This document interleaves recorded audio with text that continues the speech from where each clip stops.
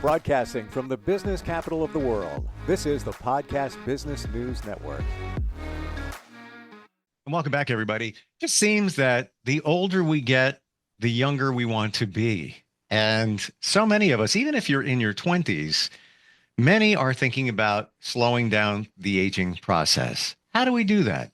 One way is to turn toward Chinese medicine, which is what this wonderful woman practices. And that's everything from herbals to acupuncture, cupping, and so much more. We're going to slow down the aging process today with Dr. Kelly out of New York City. Good morning. How you doing? Good morning, Steve. How are you? Getting old. We are all. Yes. Yeah. Well, that's inevitable. It's going to happen. Um, I'm intrigued. There's many things we hear about slowing down the aging process and staying healthy. I guess it starts with staying healthy. What's the first thing you suggest if somebody is thinking about um, just slowing down how fast they get older? Yes, you are absolutely right. We should stay healthy first, then we can slow down the aging.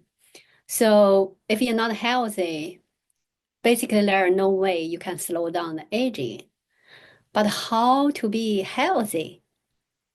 So one thing is you have to have a good sleep, which means you need to go to sleep at a certain time, which is no later than 11 p.m.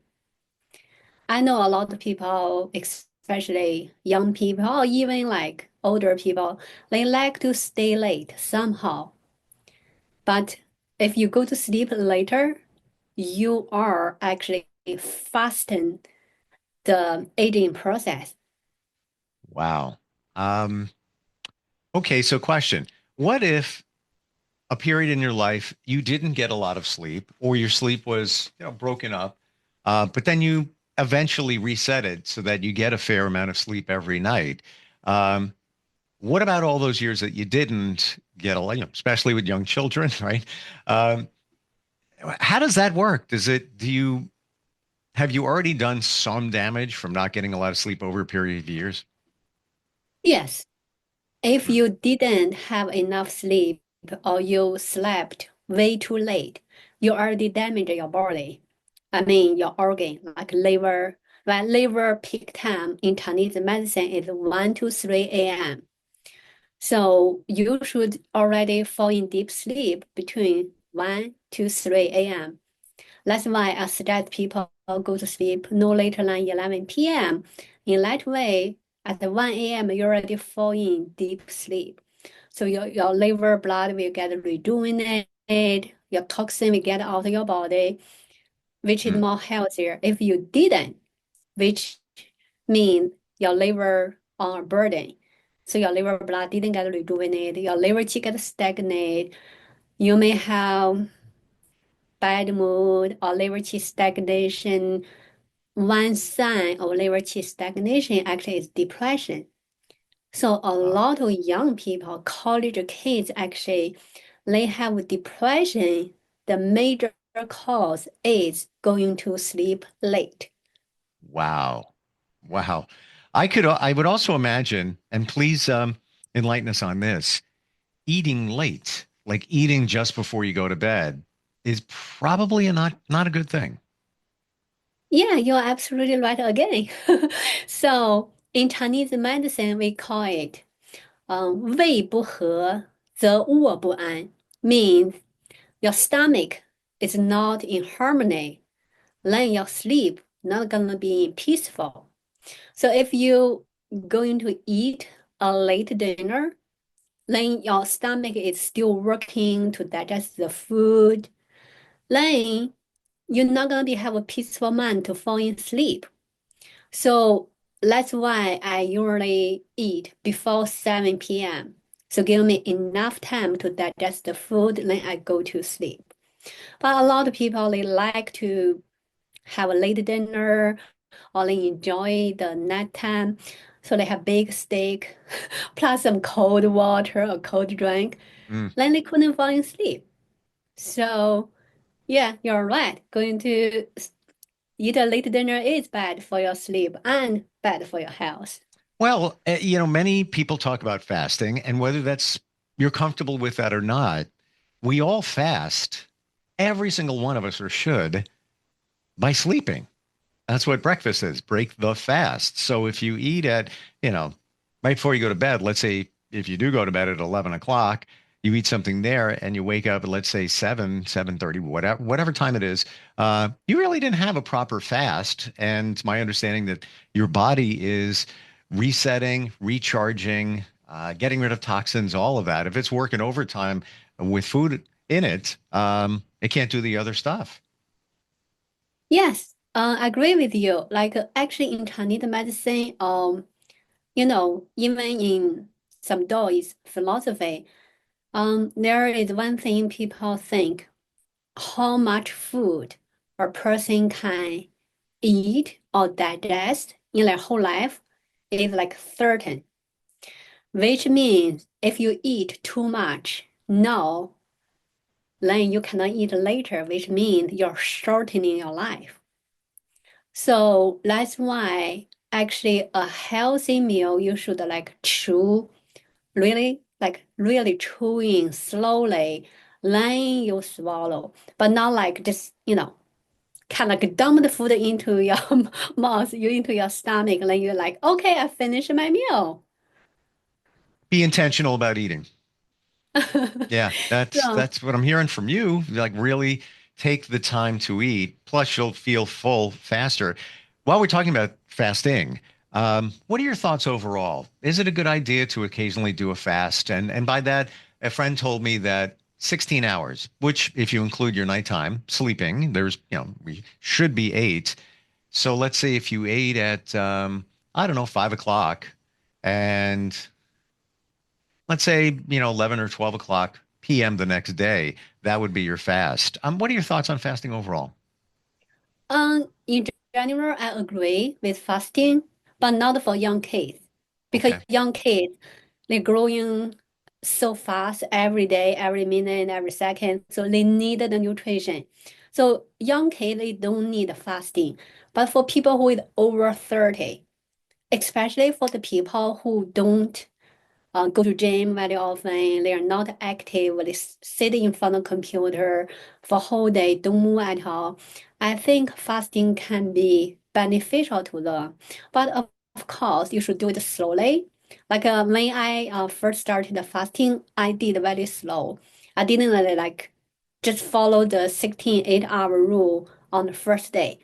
Like, I eat, I drink when I feel I need it. But later on, I feel like, oh, my body totally feel good. Hmm. And so then I basically follow the rule. Yeah, 16-8. Because, your body will feel nice. If you try, your body feel nice, which means your body needs it. Well, isn't that we should sleep when we're tired and we should eat when we're hungry? As opposed to trying to fall asleep later, you might feel tired at 11 o'clock, go to sleep, but then many of us, man, I'm really no, I'm going to go on my phone again. I'm going to play a video game, and now it's 1 o'clock in the morning, and now it's 3 o'clock in the morning. Same thing with eating. If you're not eating when you're hungry. You're just eating because, well, it's time to eat. I should get something to eat. I don't believe that's the best thing for you because that's not what your body needs at that time. Yes, and also try to stay away with food. Like, for example, I ate like before 6, right? But sometime after 6, after 7, there's food lying around on the table. I kind of like, that food is so yummy. Should I go to grab it? I can eat it, but I feel like it's not good for my body. So like I just walk away from the food. So it's not a tempting me. Oh, I get it. I've gotten in the habit of, and this is only in the last month, and I have to break the habit, but later at night, call it 10 o'clock, 10:30. I'll walk into the kitchen, open the refrigerator, put a spoon in something, and just have, a little nibble here and there. And I know why I'm doing it. I know I am doing it. It's because I did spend many years um, waking up very early, and I would come home and take a nap just to make up sleep. And it was around lunchtime. So I would eat before I go to sleep during my nap, is what it is. Got to eat, got to have lunch. I was hungry. I think my brain is triggered into thinking, oh, you're going to go to sleep, grab something to eat because you did it for so many years. So I got to break out of that. It just creeped in recently. But we all know, we know what we shouldn't be eating and shouldn't be doing. Aging, anti-aging. How about some other tips? Well, the other tip is exercise. When we pass age 30, we start losing muscle. So if you exercise, you will slow down the losing muscle process. In Chinese medicine, the organ spleen in charge of muscle. So basically, if like your spleen is strong, then your muscle will be stronger or you will have muscle. But if your spleen is weak, you will losing muscle, your muscle will feel weak, feel heavy. So when you doing exercise has some muscle, which in another way kind of like make your spleen a little bit stronger, or you make it slowing down the getting weakening process. Hmm. So I recommend everybody, but not like pregnant women or people who are really, had injury or something. Do some exercise. You don't have to like going running for marathon. You don't have to lift up heavy lift. You just do some sit up every day. Like that's what I do. I do some sit up every day, do some push up. Just need a yoga mat. You don't have to go to gym, paying the expensive fee. Have a yoga mat, doing some sit up, push up. You will see the difference. You will feel good. You will have the abs kind of, and your muscle, you can tell your muscle is not losing that much. So you look good and you are healthier. So doing some exercise, and then when you can walk, don't get on the bus, don't drive. So walking is another very good way, just to exercise and not really heavy, don't need a lot of strength or power, not putting like any pressure on your joints. So exercise is another Hmm. tip. I would imagine even going for regular walks is, let's say it's warmer out later in the day, for 45 minutes, just walking is a wonderful start, right? Yes, yes. I used to jogging in Central Park, Hmm. but later on, one thing I getting too busy. Second thing is when you're jogging, you do put pressure on your joints. That's why a lot of runner they have knee pain or IT band, or hip pain, lower back pain. So running is putting some pressure on your joints. So that's why I said just walk. Walking is okay. Doesn't matter how old you are, as long as you're not severe sick or something. How about some other things? What can we do with an eye on Chinese medicine to slow down the aging process? Another thing is eat properly. So eat properly is basically mean first that don't eat too much. So the amount, Hmm. you should control the amount. Second thing is eat the right food, the correct food you should eat. So many of us, especially in this culture, just eat too much. You go to a restaurant and the portions are huge now. That's two meals, maybe two and a half to three meals. But we feel that, oh, I'm paying for it. I'm going to eat it. It's not the best thing for you. Take it home. I do it a lot. I enjoy it. Later on, having oh, I've got a second meal there. That's going to be good. Yeah, I agree with you. A lot of time I mean I don't really go to restaurant that much anymore. But like before, when I went to restaurant, usually the appetizer already like fit me up. I couldn't eat the real course even. Don't even mention about dessert. So think about the people like go to restaurant, they have appetizer, they have the course, and then they have the dessert, then they have the drink. So that's exactly usually people overeat.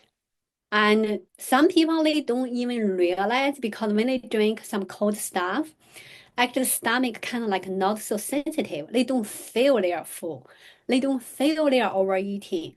So that's why some people kind of like make a joke said, oh, the reason the restaurant give you ice cold water because they want your stomach numbing, like don't feel anything. So you can order food, order dessert, keep eating. Wow, I was not aware of that. Hmm, interesting. Um, on that point about drinking while you're eating, I've heard that you're not supposed to. Like when I take a bite, I usually take a drink. I've been doing that forever. And I'm hearing that maybe that's not the best thing that you should eat because when I'm trying to explain this to my understanding that when you have something to drink while you're eating, you're impeding the digestive enzymes and acids and everything and diluting them. And this is what I hear, you shouldn't drink while you're eating. What are your thoughts? Have you ever heard that? Yes. But the point is, if you let's go back to the point I said, eat the correct food, the right food for you. But for example, you go to a restaurant, usually, I mean, in general, the food in the restaurant are over salted. They are too Oh, salty. yes. You're so thirsty there, you cannot even avoid to eat and drink because it's too much salt. But if you eat at home, you can put the proper salt so you're not thirsty when you eat. You don't have to Ah. eat one spoon and have a drink. Yeah, I can tell you, I have not touched a salt shaker or put salt on anything I eat since I was 10 years old. I just don't do it. My father said, "What are you doing? Don't put salt on it. There's so much salt on it already." And ever since that day, even sugar, I don't add sugar to anything. And I really believe that you get in the habit of either using stuff or not. So I'm in the habit of not putting it on. I don't crave it. Sometimes I'm a little salt sensitive. If it's too salty, I'll eat it, but it's like, I didn't really need to be that salty. But like you say, you're in a restaurant. What are you going to do? Um, Dr. Kelly, you said that you don't eat at restaurants as often anymore. Kind of curious. Why is that? Is it a intentionally to be healthy and make something at home so you know what you're eating? Yeah, that's the point. Because if you go to a restaurant, you don't really know their source of the material they're cooking for you, right? But if at home, you know, oh, where you bought the meat, where you bought the vegetable, right? You wash the vegetable, like everything, you know the quality is good. But in the restaurant, you don't know. They maybe use expired material, right? They maybe use some seasoning you don't even know, which is unhealthy. But because they in the restaurant, we all agree the food they cook is more delicious usually than what we cook at home because they put tons of seasoning over there. So you make it look like their food is more delicious. So in Hmm. that way, I don't really go to restaurants that often anymore. And at home, very simple. I put some vegetables, put maybe egg or meat. So I know what I'm eating. Hmm. Um, If you can, then do it. Many of us either we don't cook. I'm not a cook. I admit it. I'm not a chef.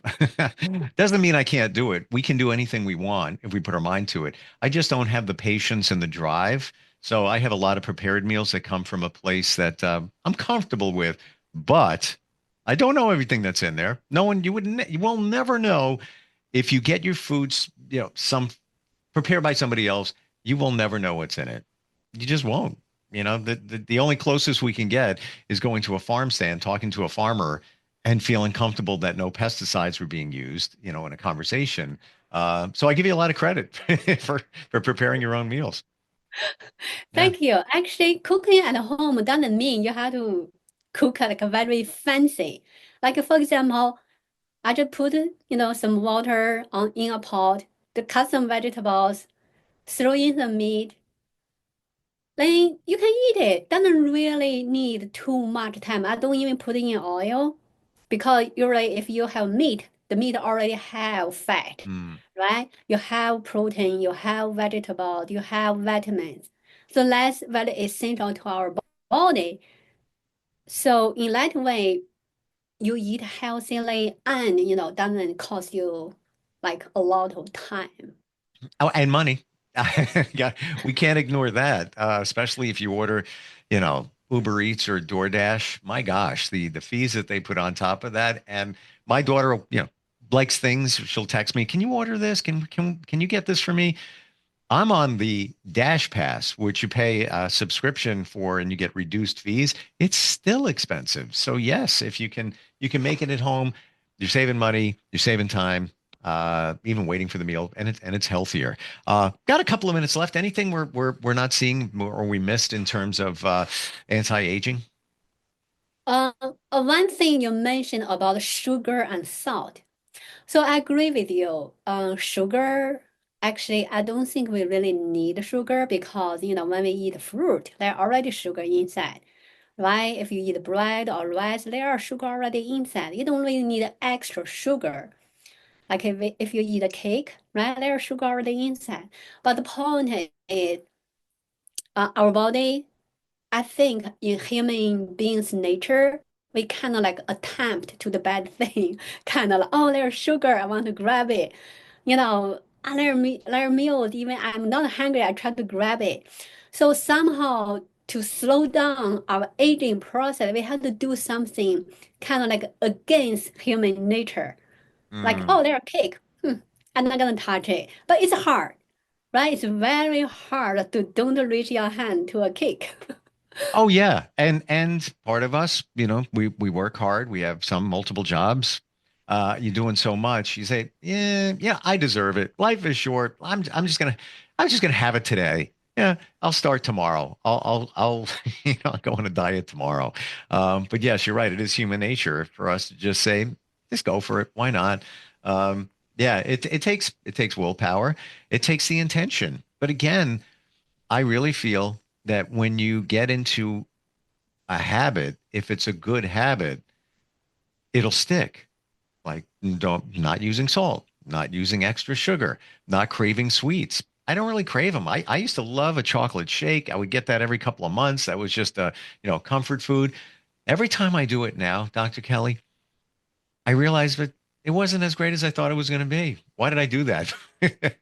So being intentional, I think, is a good point. For anybody that wants to connect with you, well, certainly in New York City, where your office is and your practice, you can get things like acupuncture, cupping, and all of that. But we can reach out to you as well if we're not in New York City to consult on all this other stuff, Chinese medicine, even herbals, right? Yes, they can call me at 347-885-1865, or they can email me at info@kelly121acupuncture.com. And your website has a lot of information. You have so many five-star reviews. Dr. Kelly, people love you. I love you. You're just so grounded and just a reminder of we can be healthy if we just put our mind to it. Thank you so much for being here today. Thank you, Steve. And everybody stay young. Don't touch the cake. We'll be right back.